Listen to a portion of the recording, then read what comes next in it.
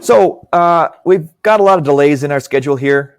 We're still working on these right here, and they're due at the end of this week here. Today's the 22nd. So the end of this week is the 26th, and those two quizzes are due this week. And I just sent out an announcement telling you that I decided to delay quiz 5-1 because of this. So it's now due February 2nd here. So the plan is to start attacking some chapter 4 stuff. So let's look at chapter 4. We're getting into the first of calculating inventory costs using job order costing. So we're trying to figure out how much these items in inventory cost us. And it's also applicable to a lot of service firms as well. They don't necessarily have items in inventory. You don't go to a law office and they have in a warehouse your legal service they provide to you. But the fact that there are varieties of different costs that go into the service they provide you is very similar to a manufacturing plant that has a variety of different costs that go into producing the inventory. So just because it says, just because we're talking about inventory cost figures, it's not limited just to manufacturing. Now, I have here this breakdown. So I've talked about service firms and manufacturing firms. The prototypical examples from chapters 4, 5, and 6 are going to be manufacturing firms. A lot of carryover to service firms. Some minimal carryover to merchandising firms. So the thing that the merchandising firm brings to the table that's really good, that by analogy can be used for our information in these other chapters, is that merchandising firms are just reselling you something, but it's something you wouldn't have access to otherwise. That is why they're able to charge the markup, and people are willing to pay that markup, because they're providing some level of convenience or access that you otherwise would not have. So if you're looking at trying to do something merchandising wise, you should ask yourself, what competitive advantage do I have? I have some special access to something? Do I have some special convenience that I'm providing for something? And then perhaps that's a good test for your merchandising firm you're trying to launch. So let's jump into the idea here. I got my lovely tombstone up there. I kind of want to jump down a little further to this idea right here.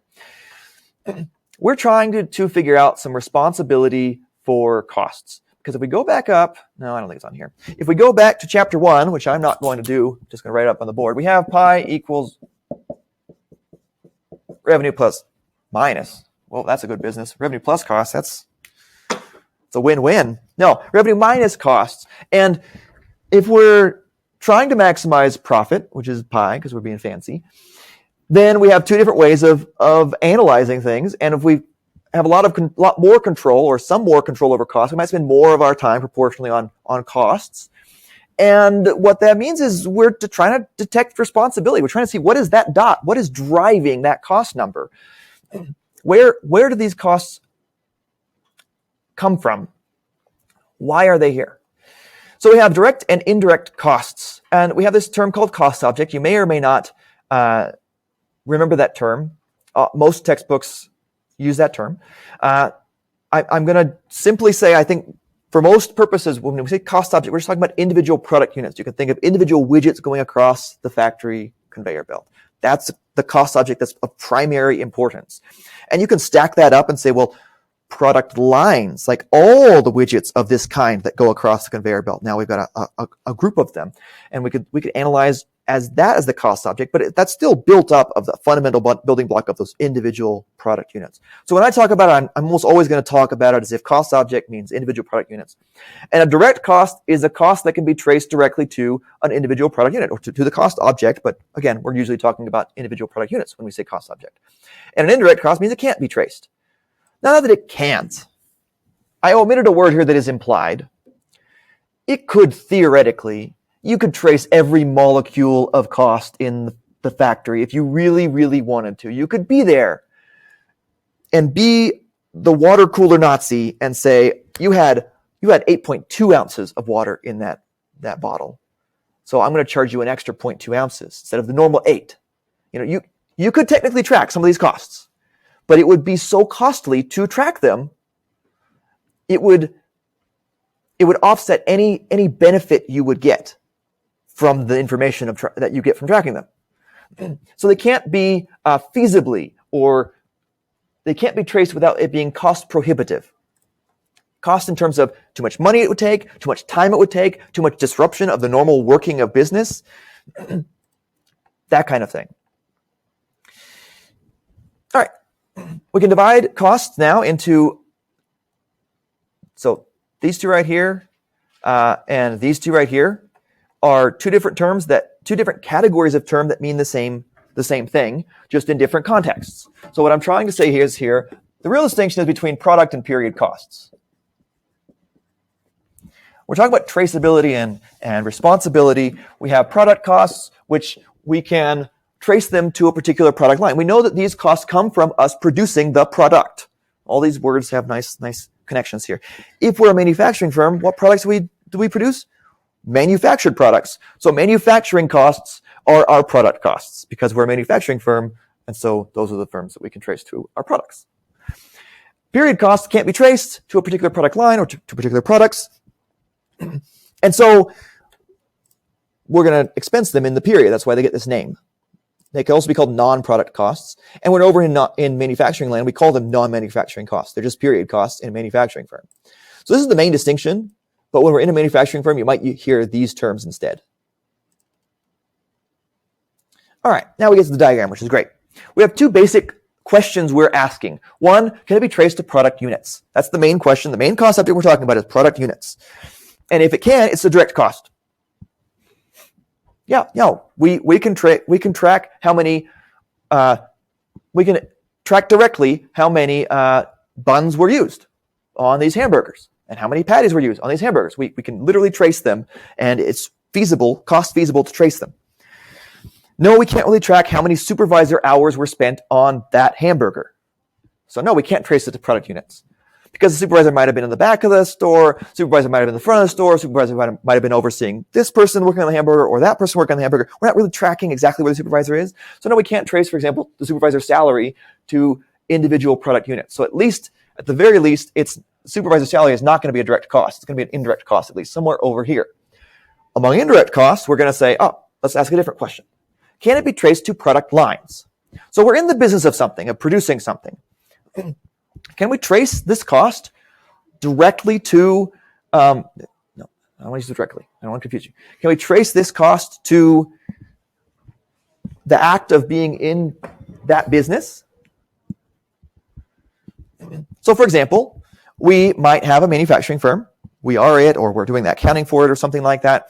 And they manufacture things at a factory. They have the factory because they manufacture things. They manufacture those product lines.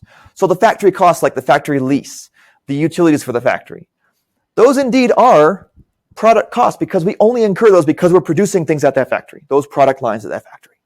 So those are product costs. So there's a little bit of overlap between these two terminologies we use. The direct costs, meaning specifically we're usually talking about direct labor and direct materials. Those are the two we have in here. And then we have our indirect costs, which can either be indirect product costs or indirect period costs. And again, if we're in a manufacturing firm, we might say manufacturing costs instead of product costs and non-manufacturing costs instead of period costs. So all these terms line up relatively nicely.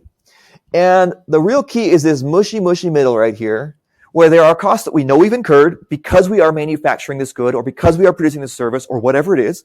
We can trace it to a product line or product lines. We know it's a product cost, but we can't trace it to individual product units. So responsibility is kind of hazy. And when responsibility is hazy, if you go back to chapter 1 again, how many of you really love taking accountability for costs? You know, somebody's like, man, I had the worst day. And you're like, no, that was my fault. Blame me, please. Maybe some of you are like that, but I don't think that's very common. Usually people avoid responsibility for costs or for downsides or for bad things in people's lives. So when the costs are all hazy, the human element of the company is going to say, well, it's not my department does. This is not my responsibility. Don't bill it against us. Everyone's going to want to try to avoid responsibility. So one of the reasons why we go through so much trying to figure out overhead cost, because that's a big driver of our work in chapters 4, 5, and 6, is figuring out what overhead cost is who is responsible for overhead costs, which is this middle section, is because nobody's going to want to take responsibility for it. Because there's some gray area. Really, intellectually speaking, if I'm really trying to say who is responsible for it, I'm going to make a best guess. But I'm not even intellectually or objectively trying to do that. There's also all these subjective concerns in there of people not wanting to take responsibility for the overhead costs. So everyone's going to try and push for it to be one way or the other. So these are the terms we typically use. Once we slice it, we have these two categories of costs, two types of categories of costs across the top and the bottom of this, which lead to these inevitable specific categories of costs in the middle. Direct labor and direct materials are our direct costs we're typically talking about, like throughout the whole book, all textbooks, not just mine. And then we have overhead, which is a product cost, down here, but it's indirect. So we have indirect materials, indirect labor, that goes into there, but we just call it all overhead. And then we have SG&A, meaning selling, general, and administrative costs. And sometimes it's just called S&A. I think I've seen somewhere sometimes just called A or G&A, whatever. Some combination of those is usually what we're talking about. They're pure period costs. Selling costs that are general to the firm and can't be traced to individual product units, like an overall ad at the Super Bowl that's probably just trying to get name ID of the whole company. Yeah, we can't really trace that to individual products or individual product lines most times. General costs, it's in the name, it's very general cost. Like overall business insurance, it's just for the whole company. We might have multiple product lines. This insurance is probably not driven too much by individual product lines, unless we have some particularly risky one we're doing. Maybe SpaceX is a good exception to this. That individual product that individual subsection of Elon Musk's empire, maybe that has significant insurance costs that aren't really general. But generally speaking, things that are in the legal or insurance area, some general costs like that, and some administrative costs, like the leader over the whole company. You're not really tracing his or her salary to individual product lines. So SG&A kind of says the main categories of costs that tend to be period costs over here. Now, the first answer to this question of 4.3.1, why absorb, is because GAAP tells you to. That's the first question, answer to that question. And maybe it's the only one you care about. That's fine. GAAP requires you to report your financial statements based on absorption costing. You have to absorb overhead into product units by some rationale that's GAAP approved. If you, for internal purposes, trace it differently and don't absorb, like if you use some direct costing or variable costing or some other kind of lean costing, which we talk about more in Chapter 8, lean accounting, then you have to also figure the books based on absorption costing methods so you can report those in your financial statements. You can use internally, you can use an activity-based costing, you can use a lean system internally, but for your outward-facing books to the stock market, and I believe to most banks that are going to use your financial statements for a loan covenant, they're going to require some GAAP-approved absorption costing. Beyond the fact that it's required by law to use absorption costing at times, the idea, I spent a long time working on that one. The idea behind absorption costing actually makes a lot of sense in general. The underlying theory is, well, we can't trace this supervisor cost, indirect labor cost, for example. Can't trace this indirect material cost. Like we can't exactly trace the individual cents worth of a machine lubricant used by this particular product unit because it's running in our machines and whatever. But we know that it was incurred because we engage in this kind of business. We manufacture this good, so therefore we need a supervisor. So we're going to incur his or her salary. We need machine lubricant so that our machines can run and not seize up and work efficiently. So those are costs that we probably should assign some responsibility to the product units, some fraction of it, because they're the thing that make up the product line that is requiring us to make this expense, this cost. So we're going to absorb some of that cost in. The question is how much? How much do you absorb? The simplest way would just be to divide. We got 200 units, $1,000 in overhead costs, so $5 per unit. Nice, easy. In fact, that's kind of the story of chapter 6. We spend four weeks learning how to divide. You will not like that I said that when we actually get into the details of it and everything. You're like, it's not just dividing, Professor. That's gonna be you. Not in that voice exactly, but you'll be mad at me. But in job order costing, we're saying no, it's not. That's chapter 4 here. We say that's not enough. That's not enough because at least if we're talking about a firm which customizes some part of the product. Now let's step away from the factory line example.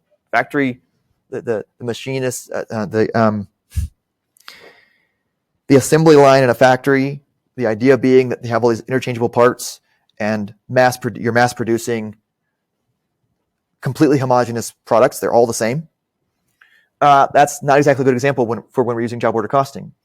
Plumbers are good examples for job order costing because everyone's crap's different. Yeah. Okay, I got a good level of relief, comic relief from that. A little cutting the tension there. But it's true. Everybody's going to have different plumbing problems. Some people come in, they just need their drain snaked. Some people come in, they need a piece of the shower replaced. Some people come in, and it happened to me once. They need their main line dug out because it's leaking unmentionable stuff into the ground. So those are different, very, very different jobs, very customized to the needs of the customer.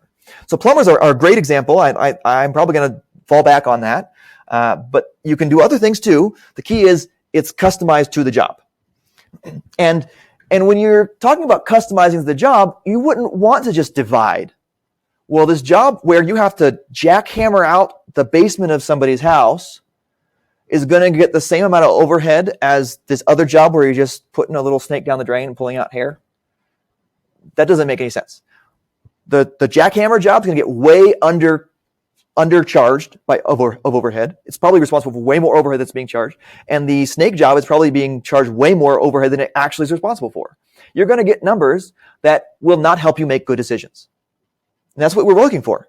Besides the question of what we're saying to GAAP, which is not really this class, I'll just mention it so you know, so we can connect the dots. As far as I want to make more profit in the next period, I want to know what jobs are more profitable.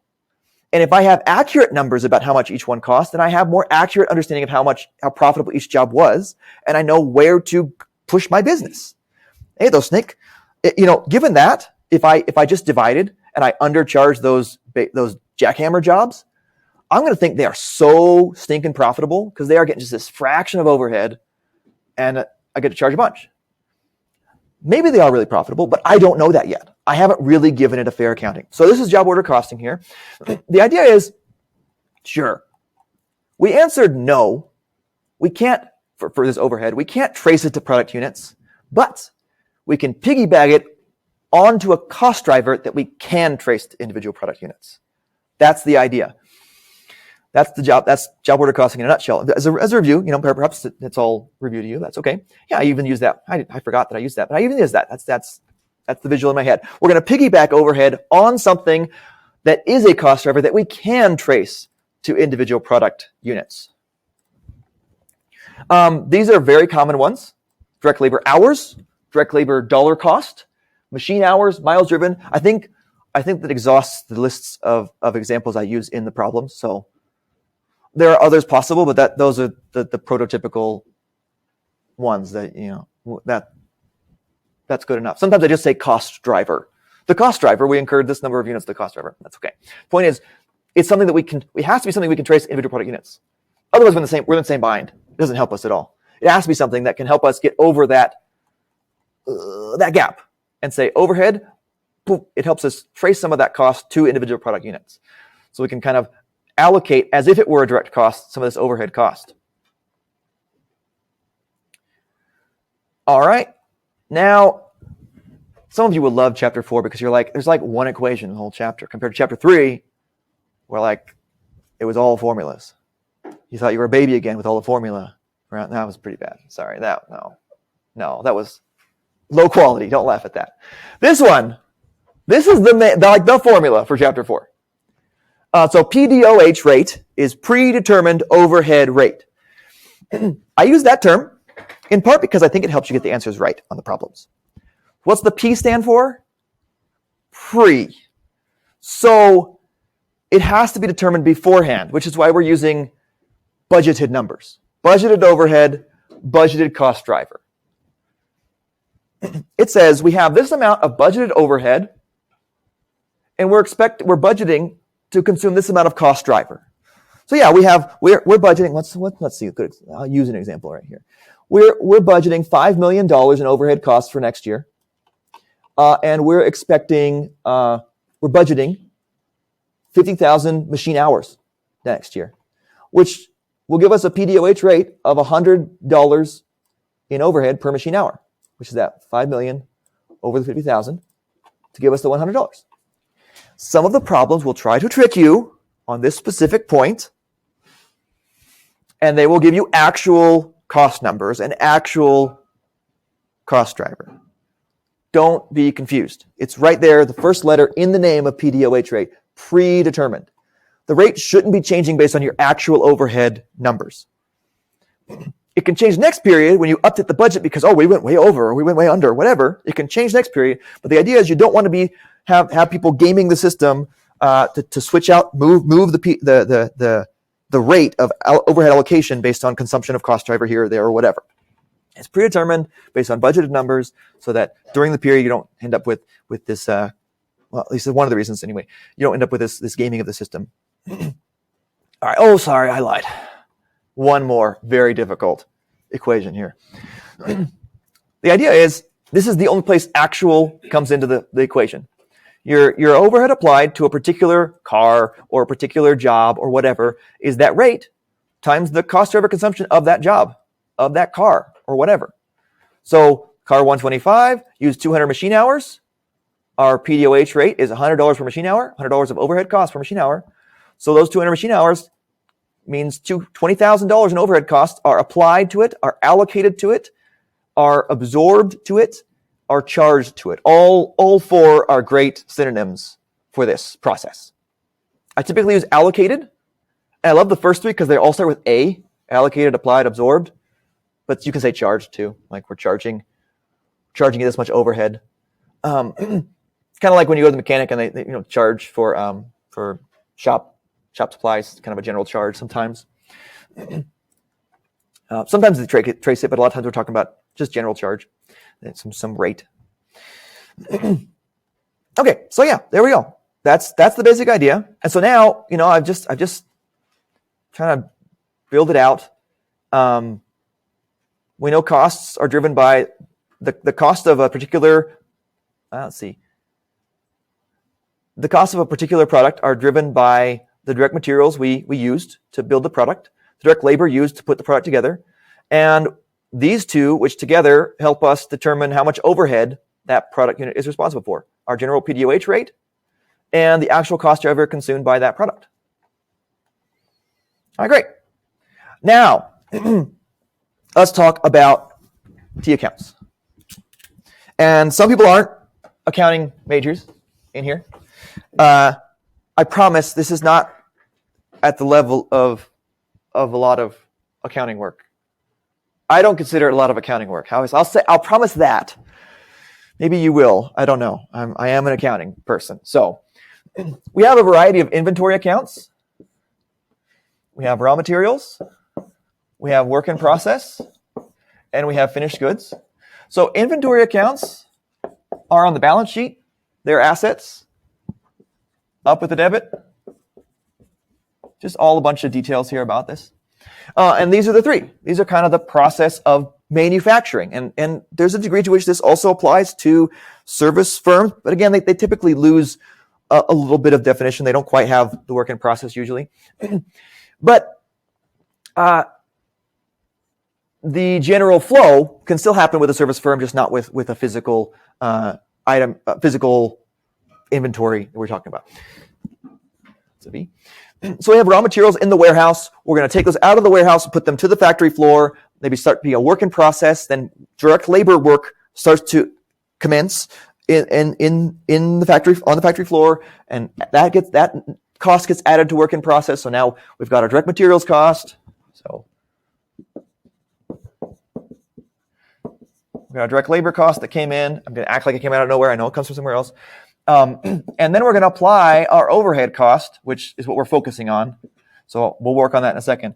And then we have a finished good that has all three of these, direct materials, direct labor, and overhead cost applied to it, absorbed to it, that ends up going over here. And then when it's sold, it goes to cost of goods sold, which is on the income statement. So your income statement has top line revenue, cost of goods sold, just in general, just a very large scale question. Revenue minus cost of goods sold leading to gross profit. And so now we start to affect the income statement. All right, we're going to focus on this part right here. Overhead. So the overhead control account, that's the way I typically talk about it.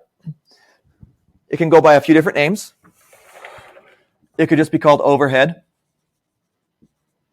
It could be called manufacturing overhead. That's a weird H. I said overhead control, and I put CTRL because I'm computer literate. I know that key. Control is the idea here. Overhead control. You could have some variation of this. I think I've heard manufacturing overhead control sometimes. Somebody's an overachiever here. And then I don't know if I can think of a different one that people use. Maybe just control on its own. I guess theoretically you could use that. I typically use this one right here, but all of them do the same thing. The overhead control account is a special expense account. I'm reading now because it says it pretty well. On its debit side, so let's build it here. On the debit side, we're debiting in the actual overhead costs that we incur. So yeah, we pay a supervisor this month. Oh, there's $5,000 actual supervisor cost. We have to pay for the factory lease for the month. Oh, $10,000 of actual overhead cost. Actual costs that are incurred that fit in the category of overhead get debited to overhead control. It's an expense account, special kind of expense account. On the credit side is where we allocate to work in process as those works in process consume cost driver. So let's say direct labor hours is our cost driver. As we incur direct labor hours working on the widgets on the factory floor, we're going to consume. We're gonna allocate. That's what I'm looking for. PDOH times CDC, cost driver consumption. PDOH rate times cost driver consumption, the amount allocated, we end up debiting to work in process and crediting to overhead control. Now, I want you to notice that those two are on very different tracks, the debit and the credit side. It is almost always the case you're going to have a mismatch. You would have to budget so perfectly your overhead and your cost driver consumption for the two to match up. And yeah, people don't do that. So you end up having an ending balance of some kind. A good number of the questions on the quiz are about how to deal with overhead control and what it means when you have a certain ending balance. So if this is actuals, and this is applied, the two sides here. If you end up with a debit balance, it means you had more actual costs than you applied to product units on your balance sheet. So you underapplied overhead costs. If instead you have a credit balance, it means you applied more overhead costs than you actually incurred. You pushed a lot of more costs, or at least some more costs, onto the balance sheet than you actually incurred. You overapplied your overhead.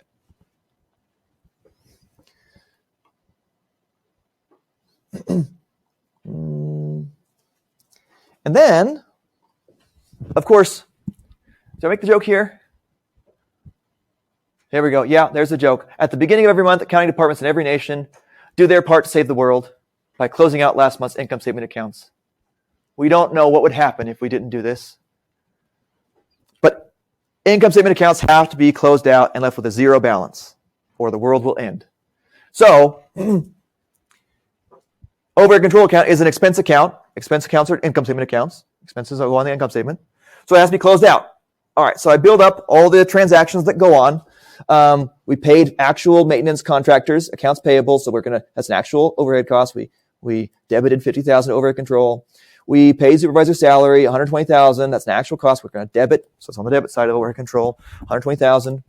Shop supplies, we physically counted the shop supplies and we realized that we're down $1,000 worth, so we're going to credit the shop supplies in inventory account and debit overhead control by $1,000.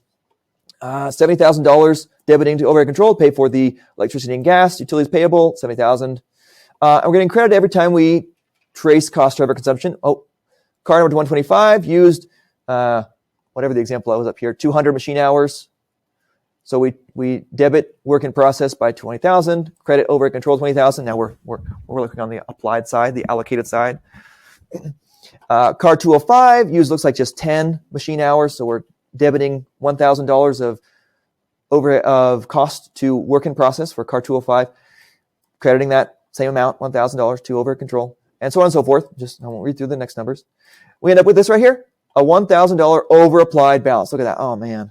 That's pretty close, though. That's not that bad. We're pretty good as custom car manufacturers, as if that's a real job. And so we have two options of how to close this out. Well, first of all, we know what we have to do to overhead control to close it out. To get this to be a zero balance, we put that same amount on the other side. We're going to do a journal entry. We know that we're going to have to debit overhead control by $1,000 because that will make it have a zero balance and, yeah, again, save the world. We don't know is where does the other side of this go? At least if you don't remember if you went over this in 206 or the equivalent, or you haven't read down or whatever. You have two options of where it goes. You can either close it out directly to cost of goods sold. Nice and easy. Or I probably have the example down there, but I'm going to write it out because I want to. Or you can close it out to work in process, finished goods, and cost of goods sold ratably, meaning based on some sort of product units in each account or dollar amounts in each account. I didn't write that in here, but sometimes you can use the dollar amounts on each account. So for example, you know what? Oh, I don't get the example. What's wrong with me?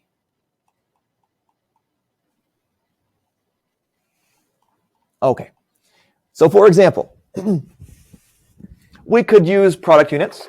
We could say, well, at the end of the period, we had, looks like 10 product units were still in process. During the period, we sold 20 product units, we finished but didn't sell 20 product units. They're sitting around waiting to be sold. And then we sold, let's do the rest, get this math right.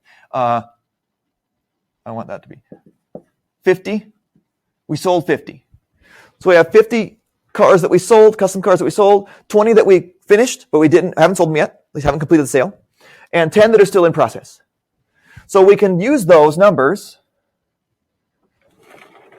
to create percentages. So WIP, that's fine. 10 over 80. Out of the 80 cars there, 10 plus 20 plus 50, it's 80. 10 of them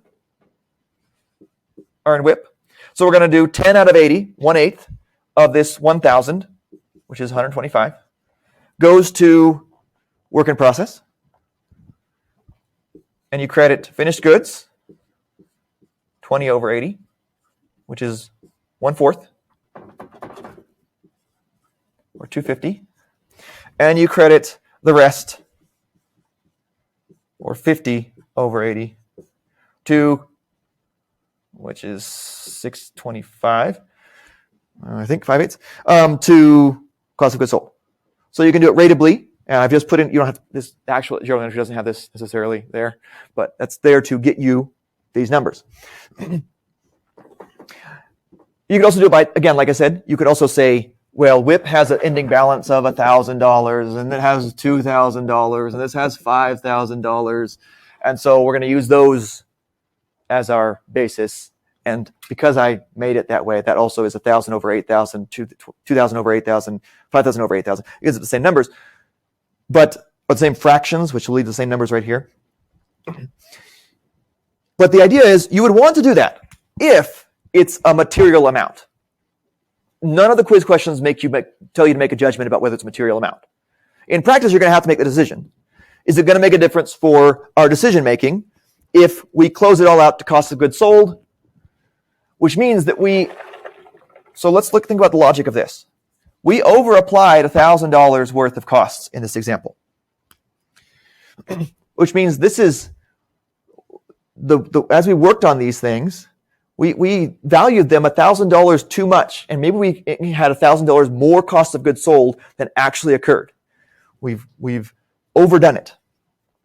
If we close it all out to cost of goods sold, we're ignoring any of that $1,000 extra that's still on the balance sheet. If it's an immaterial amount, then that's not going to make a difference in our decision making. But if it's a lot that we over-applied by, then it can make a big difference. We could think our balance sheet value is way higher than it is. And next period, when those costs hit cost of goods sold, we could think our profits are much lower than they actually are because we have a bunch of expenses hitting here in cost of goods sold. It's going to bring down the overall profits at the bottom. Okay, so let's look at, I think we got basically the idea here. I don't believe any of the questions ask you about these terms right here. They're useful terms, but I didn't think that was the best use of those kind of questions. And we'll get to department overheads rates in just a minute. Let's look at some questions. Yeah, I want to do modules. That's what I want. So let's look at chapter 4.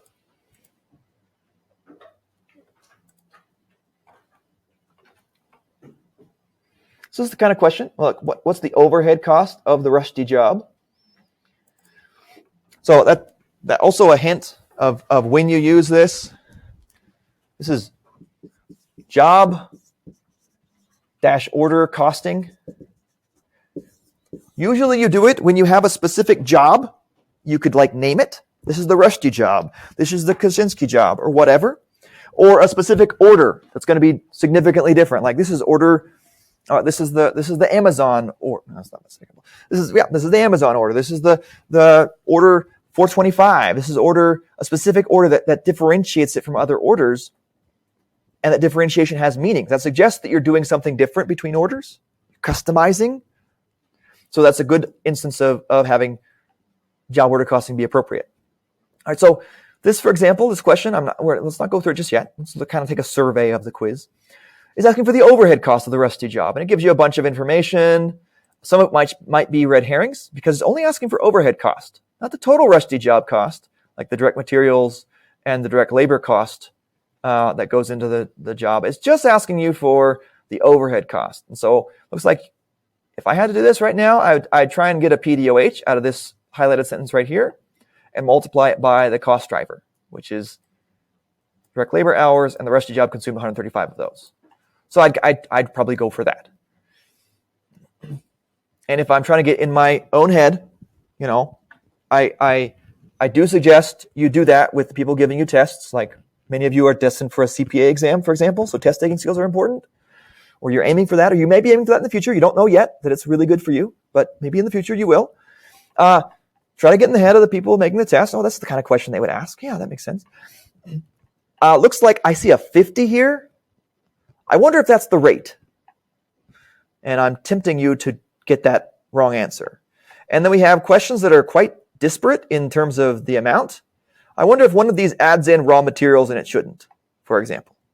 So if I had to guess just off of nothing, maybe this is a good answer. Maybe this one. If I had to just guess out of nothing, it'd probably be this one.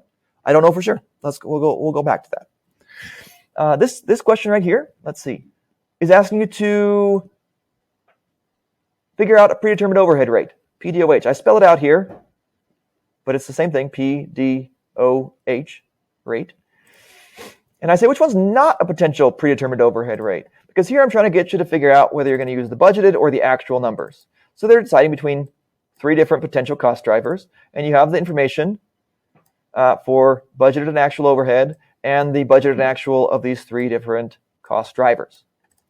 And I'm trying to get you to apply one of 2 equations in the chapter right here, which is budgeted, by the way, spoiler alert there. Oh, Jonathan Depp Incorporated. I think I was in a mood when I wrote this one. Again, predetermined overhead rate. Got to calculate that. Here, per unit cost for order number LM50. You can write your complaints about using the number sign when there are letters involved to Boise State, main office, 1900, University Drive. We have a bunch of information about this order. And looks like it's going to use department overhead rates, which we'll go over in a second. But here, with the per unit cost rate, we're going to try to figure out overhead cost and also the direct costs. And then we have to divide that by the number of units to figure out how many per unit, what the per unit cost is for this order. So this is one of the longer kind of problems because you got to get there. Although look at that, I'm so nice. I give you the predetermined overhead rates for these two departments. Great. Here I'm asking for total cost, not overhead cost, total cost. So you're going to include the direct costs here as well as overhead, which you're going to have to calculate based on departmental overhead rates. Here, total cost of the Hurley job. I ask you, okay, so I start asking you about overhead control towards the end of this quiz here. So the balance of the overhead control account at the end of the month, and you could have $250,000 debit, $250,000 credit, $300,000 debit balance. So I'm asking you to discern between debits and credits a little bit and the amounts. Looks like you have enough. You could decide how much was applied. I think that's just roughly looking at it real quick. That seems to be what we're talking about. And how much the actual costs were. That's good. We over-applied by $5,000. So what does that mean? I'm going to ask you to tease out the predetermined overhead rate based on that number right there. Well, I gave you over-application of $5,000 in this example, this question here, and I think I give you the actuals, and I think I give you the cost driver consumed, and I'm asking you to figure out the predetermined overhead rate. So I'm just leaving one variable unknown and asking you to solve for it. Oh, the Beach Boys Good Vibe Music Manufacturing Corporation, TBBGVMC for short. That's a great question. So if we did have this, we had this fact pattern here, that's going to lead to a certain overhead control account set up. If we're going to close that just to COGS, at least this version of the question says to COGS, hence it's highlighted and italicized here. So probably there are other versions that don't ask for this. What will the COGS balance be after we close out the overhead control account? Okay, so we need to know some things about how these journal entries work. And, this one asks us about overhead control account being closed out by a proration to WIP, finished goods, and COGS based on the units. And I give you the different units in ending WIP and in finished goods and in cost of goods sold, or not in those accounts, but that could be associated with those three accounts. Okay, that's quiz 4. Let's go back up, make sure. Yeah. So, kind of back to that last question that you put on the board. Oh, that I put on the board. Well, when you just closing it out, you gave the two options. This one. Either closing it out to COGS or to work in progress, finished goods, and COGS.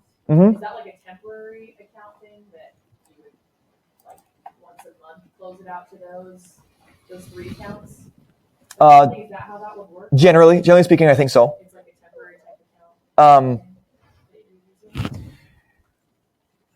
Temporary. Otherwise, you just close it out to COGS. So the differentiator between I don't know if I fully understand your question. So let me start saying a couple things in response and see if it helps. I think where I'm mapping in. The differentiator between closing to COGS versus closing to all three is really the size of the application, the over application or the under application. If it's over applied or under applied. The company will probably have a policy that determines what the materiality level is. For our company, $5,000 is immaterial. So if it's below that, we're just going to close it out to COGS. Is that answering the question? Yeah. Okay. Yeah. I was just saying, going off her question a little bit. So with your choice between that, you're basically saying how much revenue we want. Because if you disclose it all at cost, your gross profit's going to be lower than that.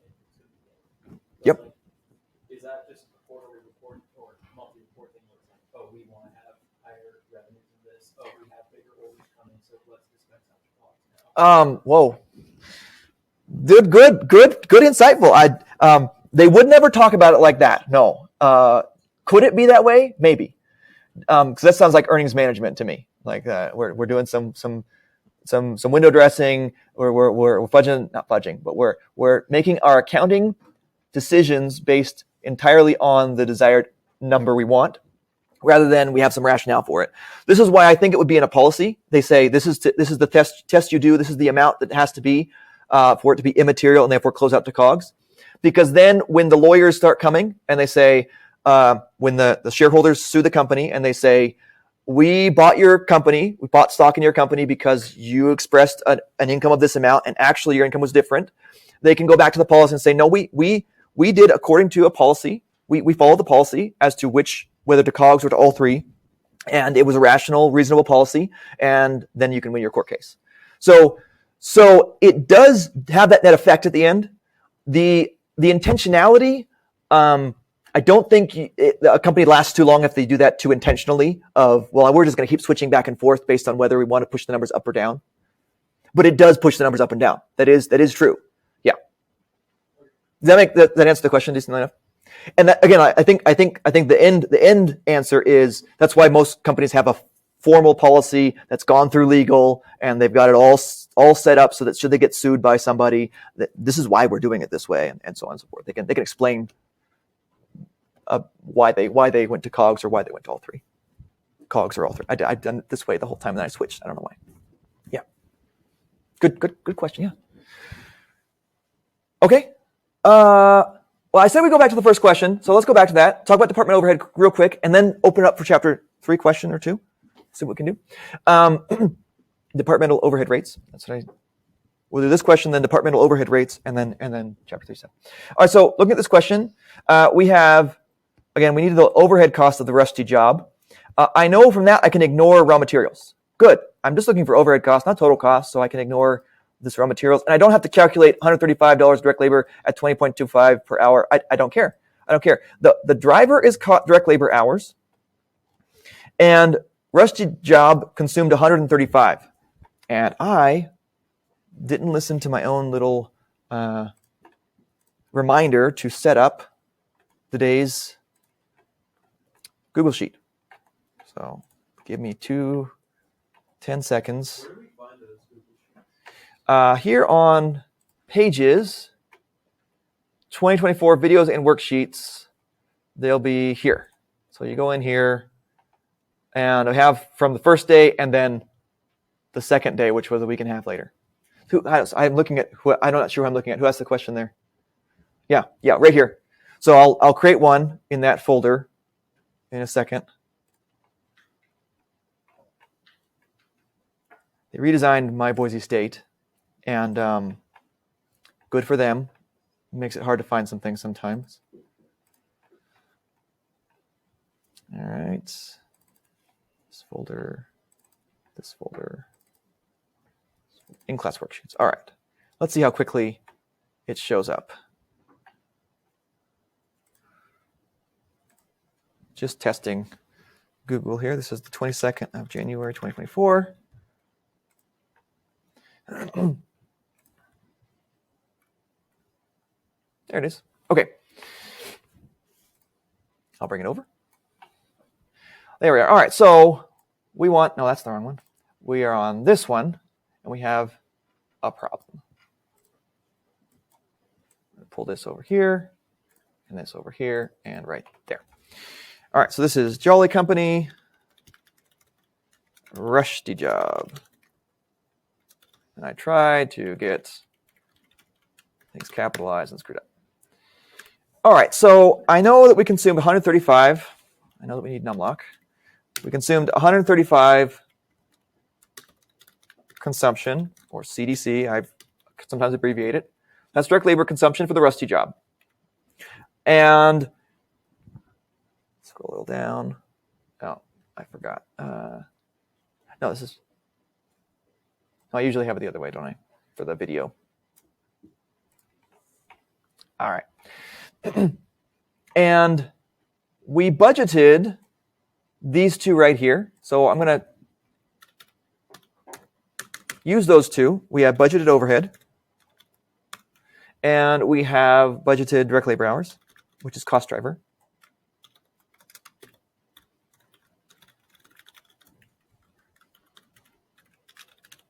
Of 45,000. So we take the budgeted overhead divided by budgeted cost driver, and we end up with 50. That's our PDOH rate. So that 135 times the PDOH rate should give us 6750. Okay. So I kind of narrowed it down to these two and thought it might be this one. I kind of thought that this was overhead, then this would be overhead plus direct labor, and this would be overhead plus direct labor and direct materials. I was right that 50 is a distractor here. It's the PDOH rate. But that should be our overhead cost for the Rushdie job. Now I'm kind of curious. Is that hours? Okay. Thank you. Yeah. All right. Okay, so yeah, we can do this quiz, okay, right? Let's jump down over to here and talk about departmental rates for just a couple minutes here. So generally, I've implicitly at least said, kind of in what I've been saying, that we have a company-wide predetermined overhead rate. And that's not necessarily always true. The company can divide up predetermined overhead rates by department and say, well, this department, its overhead costs are primarily driven by machine hours. Maybe it's our machining department. So yeah, you know what? Machine hours probably drives a lot of the overhead costs. A lot of the overhead costs are like indirect costs for maintenance of those machines, for people, for other downtime costs of the machines, for lubricants of the machines, and other hard to trace ephemera that are used by the machines. And so, yeah, I think all those kind of costs are going to be driven primarily by the machine hours. And I kind of glossed over this, but when you're making the decision of cost driver, you're looking for a correlation. You're probably going to use some actual statistical math to say our overhead costs are primarily driven by this cost driver right here. So when we piggyback, we're going to catch as much responsibility as possible. There seems to be allocation. There's correlation is the word here. And therefore, we're going to assume there's causation. And that's kind of where we get to in job order costing. And when I say those things, hopefully that brings to your mind, well, correlation isn't causation. And yes, you're right. We are making significant assumptions when we absorb costs. And when we do it with the cost driver, we're assuming causation. We're assuming that the consumption of the cost driver is kind of causing those overhead costs. And sometimes that assumption is incorrect. The degree to which it's incorrect varies. Okay, so sorry. Jumping back to the department example. Our machining department, the first department in the situation, let's say we have some product and it gets machined first by these kind of rough hewed out of the raw materials by these machines that do it very efficiently and can carry heavy loads and manipulate the materials very well. So yeah, we're going to put the overhead costs from that department, Department A, machining department, and drive them with machine hours. When we are in Department A, we're only going to be using our overhead costs for Department A in the numerator, our budgeted overhead for Department A in the numerator, and our budgeted machine hours for Department A in the denominator. We just are caring about machine hours that are used in this department, and we're just worrying about overhead in this department. So it's all departmental means, when we use departmental rates, it means it's all departmental. Our departmental PDOH rate is based on departmental budgeted overhead over departmental cost driver. And Department A gets its overhead costs allocated based on the consumption of machine hours in Department A. Well, then after it gets machined, the product moves on to like a finishing department where there's a little more of some tender loving care that goes into the product. Now it gets polished and there's a lot of worker time involved and there are supervisors. Oh, there's an indirect cost, supervisor salary to oversee the workers and make sure that, let's check it. Some QA costs. Maybe we aren't necessarily tracing individual QA costs to individual product units. So that might be an overhead cost. So, okay, we have some overhead costs that are largely driven with or associated with direct labor hours. So Department B, the finishing department, maybe they use, I'm probably deviating from the example in the textbook, so don't try and follow that. I'm just saying it out loud in my own words here. Department B might use direct labor hours as their cost driver. And so they're going to create a Department B PDOH rate that is Department B's budgeted overhead divided by Department B's budgeted direct labor hours. And then as products go through Department B, the number of direct labor hours they consume in Department B, they will be charged based on Department B's overhead rate for that. Okay? So the rule of thumb, when you're not sure, when you're confused by some of these problems, is departmental overhead rates means it's departmental all the way down. Departmental in calculating the overhead and the cost driver, and when you're doing the PDOH rate, and departmental when you're applying. So it's how much you're consuming in that department. And a lot of the distractors, a lot of the ways you can get these problems wrong in the quiz is trying to take overhead costs from other departments and apply them in this department, or trying to use consumption in this department and as if it were consumed in another department or whatever. So you can take all you know about job order costing and just segment it by department, and then put the products, mentally put them through the different departments, and you get those questions. We can go more of that on Wednesday. Let's open it up real quick. Is there a particular style? I'm segueing real hard here. Okay, buckle up. Chapter 3 questions you want to go over in the last 7 minutes of class. What kind of style of Chapter 3 questions giving you trouble that you're like, I would like to see an example of that done? I'm done. I'm asking now.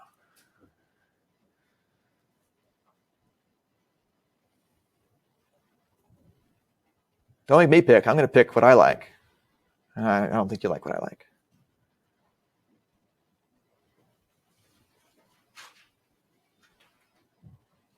Yeah, sorry. I'll allow the fact that I made a really hard turn there. I'm not quite in the headspace for it. I'll throw out some examples. You can clap or not. No, not clap. It's like band slam or something, like this band or this band. No. Okay, so there's CBP problems like break even and target profit. There's a big chunk of those that are single product or multi-product. There are varieties of those kind of questions that require you to use the CM ratio. I didn't go over any margin of safety problems when we went over Chapter 3. That's also a potential blind spot. You're like, I didn't see any of that. There's a very different category of problems like DOL, degree of operating leverage, also another category of special order, ceiling and floor. Ring any bell? Anybody got it? If you're the first one to talk, you get the choice. What do you want to go over? There's at least one problem. Margin of safety. Thank you. All right. Excellent. I like margin of safety, despite me neglecting it and it hating me now because I neglected it. I like it. Hopefully we got this right. It should be 2.5 points. Great. We got it right. All right. So let's go into, not that one. Let's get back. No, again, I want to go through modules. Through the modules. CVP. Let's do a preview. Let's see if we can get a margin of safety question. Nope, we didn't get one this time. Let's submit. Try again.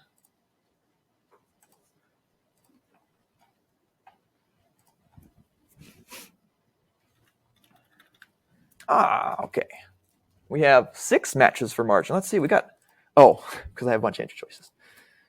And we have an open answer. Okay, we have question 9 and way up here. Question 2. Got a preference for these? Do you want the multiple choice one or the open answer one? 9. Open answer one. All right. Let's go down to 9. All right. So we have multi-product CVP with sales mix. It's just lovely. What did I say? Oh, I lied to you. I'm sorry. I typed in margin and it got contribution margin in number 9. So let's go up to number 2. And if we have time, I'll do number 9 anyway, just for fun. All right, so practicality partnership. Let's see, we're going to ask in the end, what was the firm's margin of safety in revenue dollars and degree of operating leverage? Okay, so we can play a little game here with the answer choices a little bit. But we know the firm earned $500,000 in revenue and incurred $100,000 in variable costs for the last month.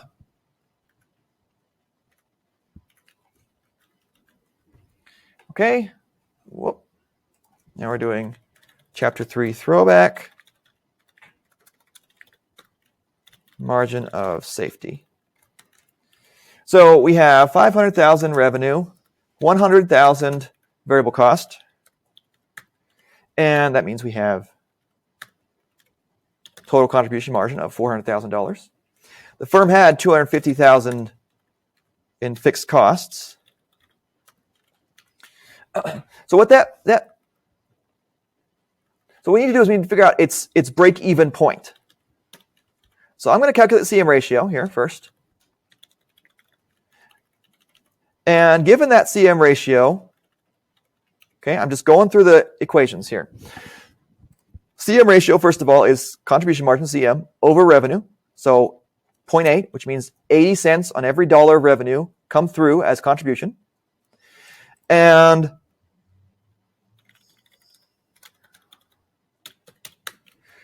I took the fixed costs, 250,000, divided them by that 0.8, which means that in order to cover those $250,000, we have to earn $312,500 revenue.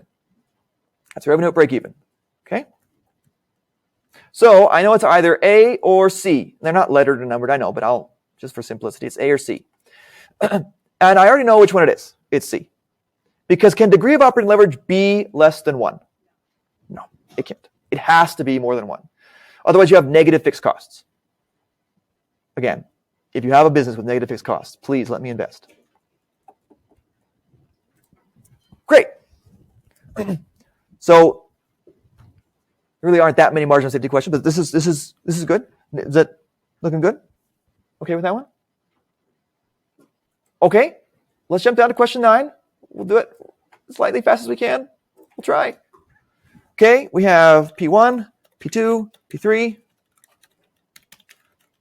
We have 17, we have 11, we have 23, we have 11, we have 7, we have 17, we have 1 and 1 and 2.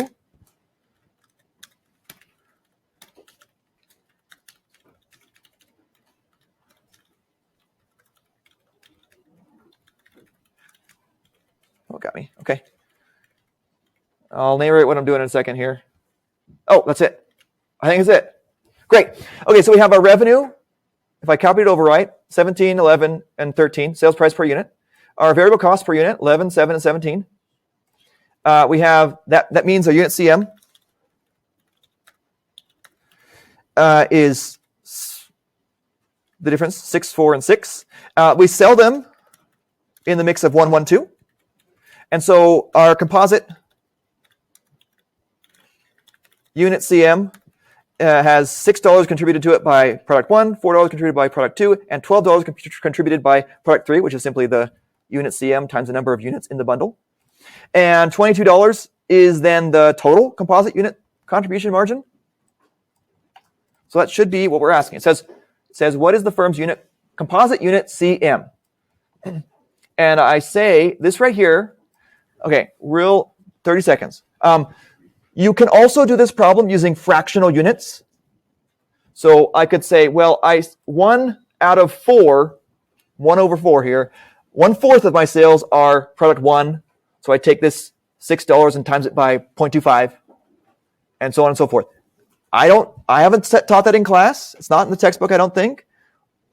When I ask questions, I'm specifically asking you this way.